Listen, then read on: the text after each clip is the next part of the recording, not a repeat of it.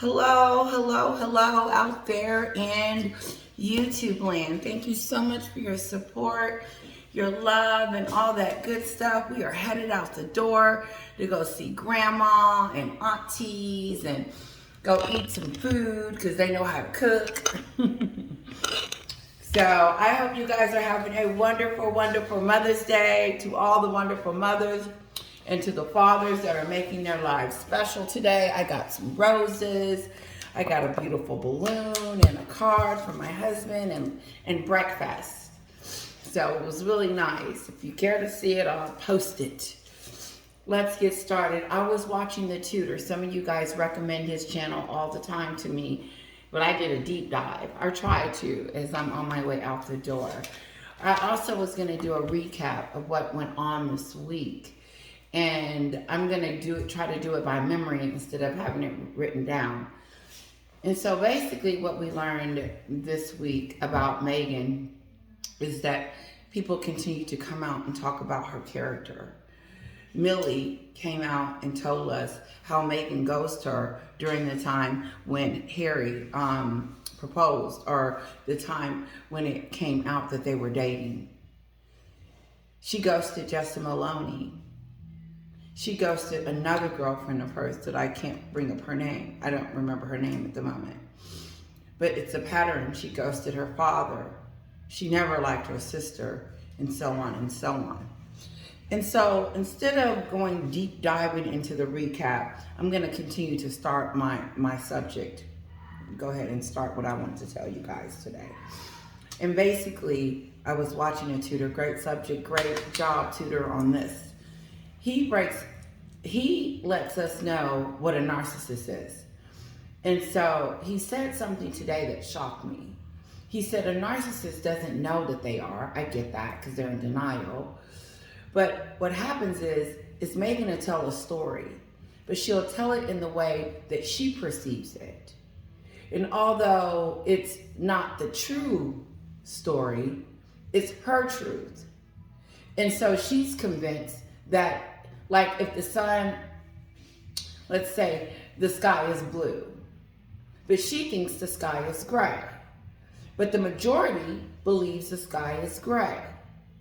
And so that's how he explained it. But she also tries to convince others that it's gray too. And some believe it's gray instead of blue, the Sussex squad. They believe and agree and acknowledge that everything that Meghan says is she's right. She's never wrong. She didn't say anything wrong. She's right. She's the victim. And they threw her to the wolves, and they're racist, and they hate her. Because that's the narrative that Meghan has out. That's the word on the street. Yesterday I was talking about how she controls her narrative and the media press around her. And so what I get around her and how she feels about the royal family is that she hates them. She feels like they owe her something. She feels like they did a disservice to her and that they owe her, but that's what's going on in the media too. The media is spewing what Meghan is saying, and so you know exactly what's going on with Meghan because she talks to the media through us. And so we know that she stuck up her middle finger at the coronation. She treats her husband like a dog, worse, because my dog is spoiled rotten. She treats Harry like a pebble, a rock. And she treats everyone around her like that, especially if they're not doing something that she wants, or something that she told them to do, or if they have no meaning for her anymore. There's no meaning. I don't need you. You can't even get me a cup of water, so I don't need you. Father, you can't give me $2 more to go to school. I've already done school and I'm over with. Let's talk about what the tutor said. So he talks about Ashley. He talks about the docuseries and how Meghan has created this whole scene as why she only had Doria at the wedding and not Ashley, and so on and so on. And I've talked about this before, but I like the way how the tutor broke it down and explained why.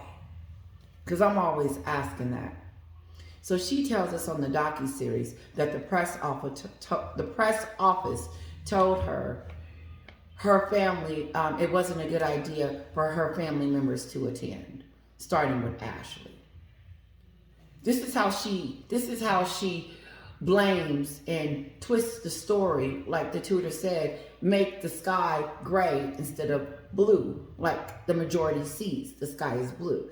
But Meghan, I'm going to show you how she turns the sky gray. And this is how the tutor broke it down to me. Now, I didn't get verbatim for what he said, but I am going to deep dive this, and hopefully it turns out great. Okay.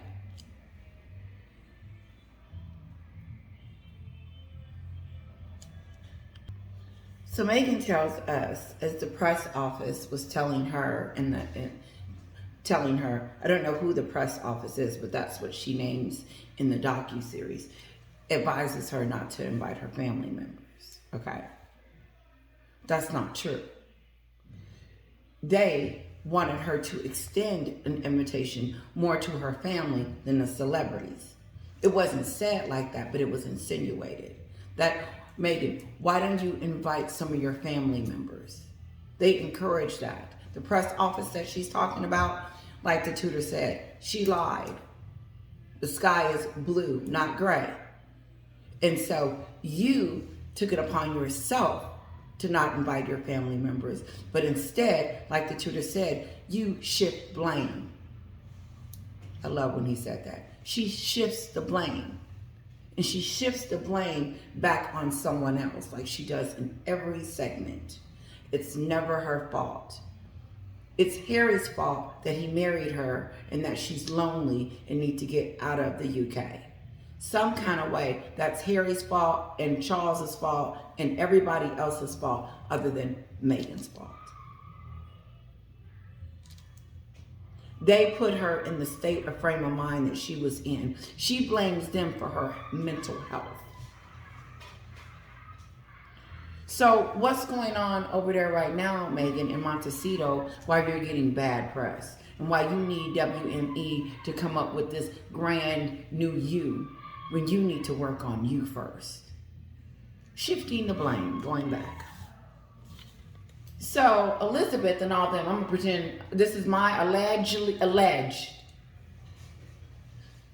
Elizabeth and walking around the castle talking about, why is she not inviting her family members? Why is Oprah them coming? And George Clooney. George Clooney don't even know her. He said it several times, or once, or whatever. I'm gonna do like Meghan. He said several times that he didn't know Meghan. In several occasions. Ain't that what she said about Archie's skin color? There were several occasions. There was several conversations. No, and I've talked about this, but I like the way the tutor breaks it down and why. He says she shifts the blame so that the blame is not on her to make it look like she didn't want to invite the people. But as we get receipts, like the spare book, where she's calling her father, her and Harry is attacking her father and saying that he has a beer gut and that she didn't want, the tutor says she didn't want the beer gut to be at the wedding because it would make her look bad. As she thought that they wasn't classy enough to sit at her wedding. They wasn't groomed enough, or that it didn't sit, it wouldn't sit good. It's like they didn't fit. Like these people right here don't fit over here because of the way they look. That's what she said. She tells us in the book that her father has a beer belly, walking around taking pictures with paparazzi. Why would Harry mention that in the book about her father? Why would she let him say something negative about her father? Why would Harry allow her to bring up colonialism in the docuseries? Why would Harry bring racial attention to his family for this woman? Why is Harry running around in court for this woman? Why is Harry spending his life, dedication, in trying to make this woman happy? I believe that, I don't know if he slipped up when he said that if the press hadn't messed up, that he would have been married to Chelsea. That's just so bad for the whole world. that Chelsea wasn't it. Shit. They look happy, like one of you said. That Chelsea and Harry look happy ever after. Every picture you see, she's laughing and giggling for real, not fakey, like Meghan. She's not happy because she's always needing something. If Meghan was happy, then she wouldn't be always constantly going after people for not giving her what she wants. She didn't get the title, so she said that they were racist. She said she was lonely and suicidal so she could get back over here. And it was their fault that she was like that. It's their fault that they locked Meghan up in this castle and didn't let her out because she's a prisoner. She wanted us to believe that Elizabeth was keeping her tied up and she couldn't go nowhere. Her passport was locked up. The tutor says that Meghan changes the story to fit her, but it's true in her mind. That's a scary thought to me. Because if you think that what you're saying is true, you have convinced yourself that it's true, and now you're trying to convince us that it's true. And then what are we supposed to do with this information, Meghan? What are we supposed to do with the information that you have provided? And I love the Sussex Squad want to know why we're talking about it, because you opened your mouth, because you decided that you wanted to tell your truth. And if you are open to talk about you, then you're open to criticism about what you say about yourself. But you're not the person that you're trying to portray, that Harry's trying to portray for you. You had him working on your behalf as soon as you walked up into Harry's life. He's been trying to convince people that you're this great person, trying to get you jobs, trying to make you happy, flying you over here, helping you with your brand, fixated on what makes Meghan happy, because as soon as I married this woman, it was all about how do I make her happy, because it's not about my life anymore, because she has came and kidnapped that. And now Harry's living in a fog because he's trying to figure out how it got that way. Oh, California is so wonderful. I'm so free. He's not free. If Harry was free, he would have, if Harry was free, he wouldn't be with her. He is in a locked, brainwashed, he is in a very, very disturbing situation with someone that is controlling him like a puppet, and he does exactly what she says. Everything. Everything. He has to check with her. The tutor says that she sits there and she calls Ashley on the phone and says, Ashley, you're not going to be able to come because the royal family don't want you there. I'm going to just, what she's trying to say. Let's get to it.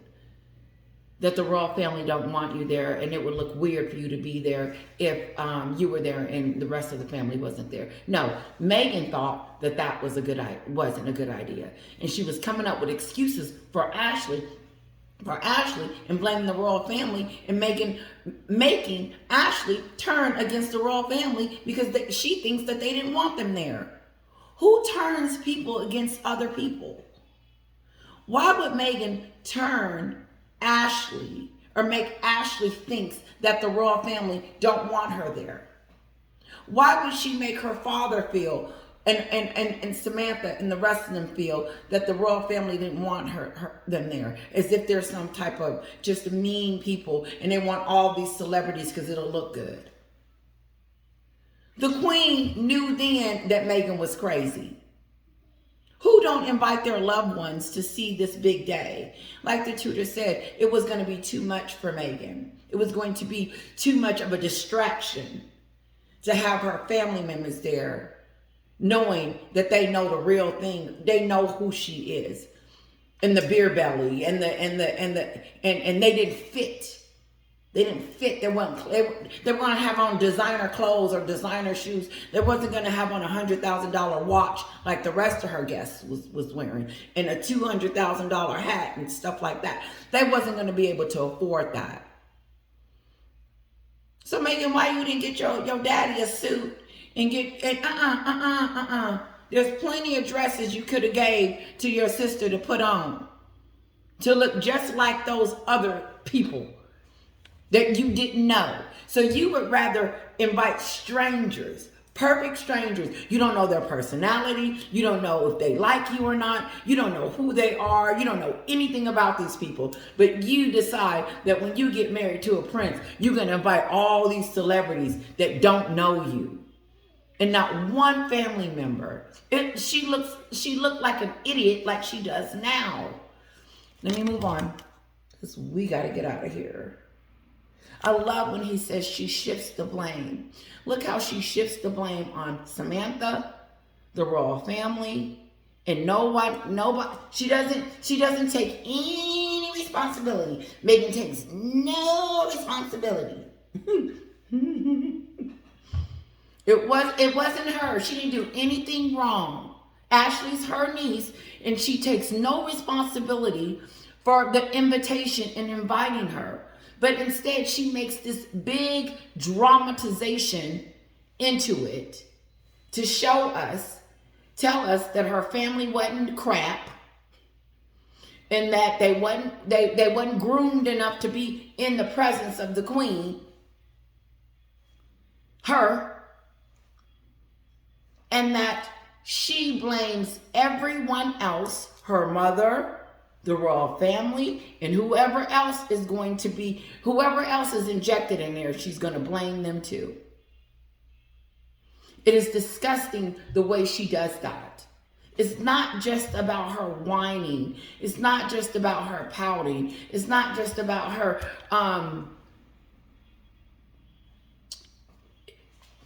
it's about what she does and how it affects others. Ashley looked like she was about to cry on the docuseries. And then you got poor Elizabeth thinking that,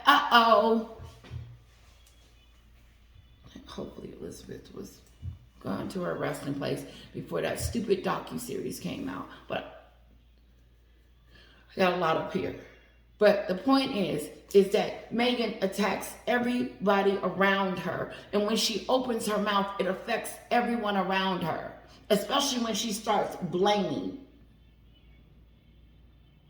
Because what the heck do the royal family or anyone have to do with her guest list, her side?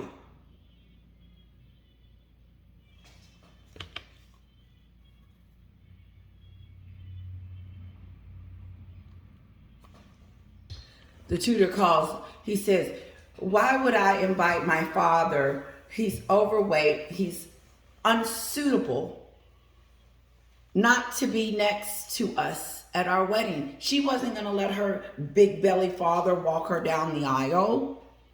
No, but she has the king walk her down the aisle, and then later on starts degrading him and saying nasty things about him.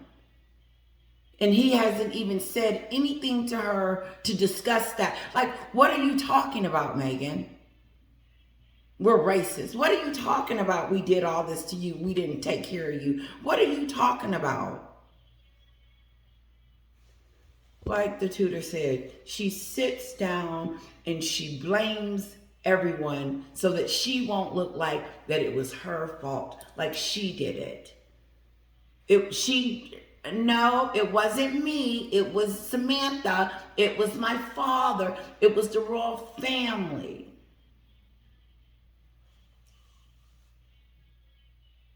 I didn't know what was going on. I didn't know how to curtsy. Learn. That's that stupid stuff. She looked like someone that was very, on a docuseries, she looked like someone that was complaining about the gifts that she had received and was nitpicking on the gifts.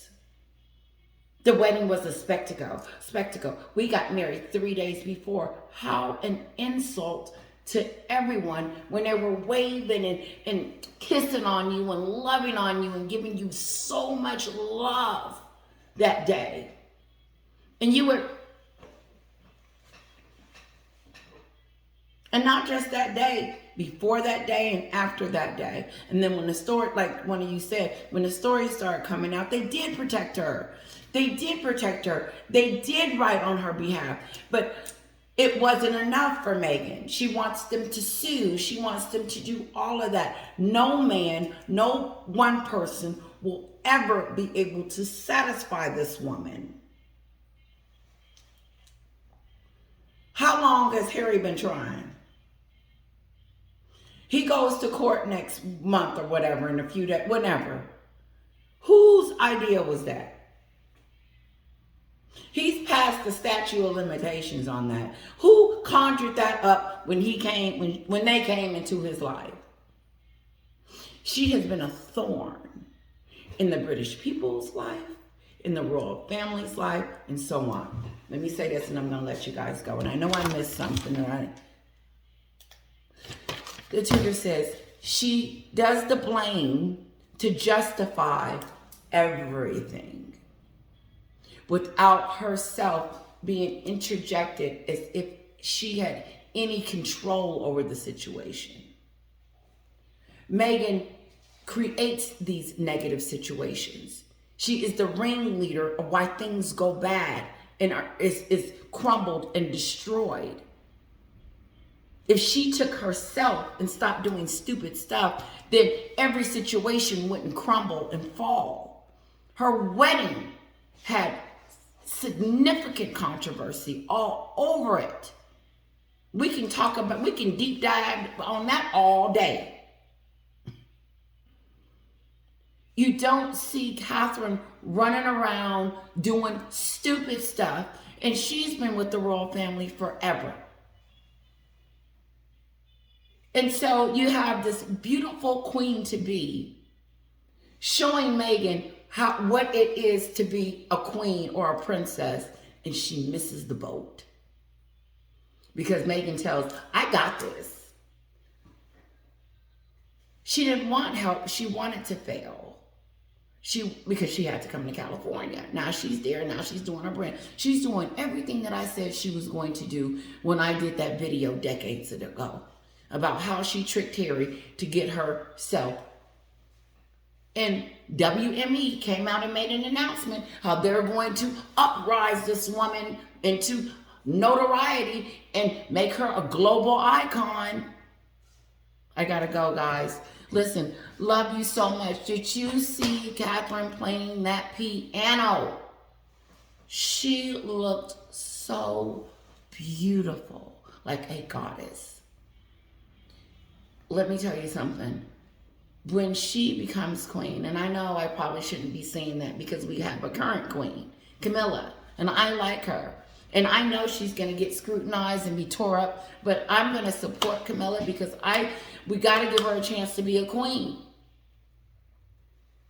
She's been a great wife to him. He's happy. He gets up every morning and go out there and work for the people. I don't get that.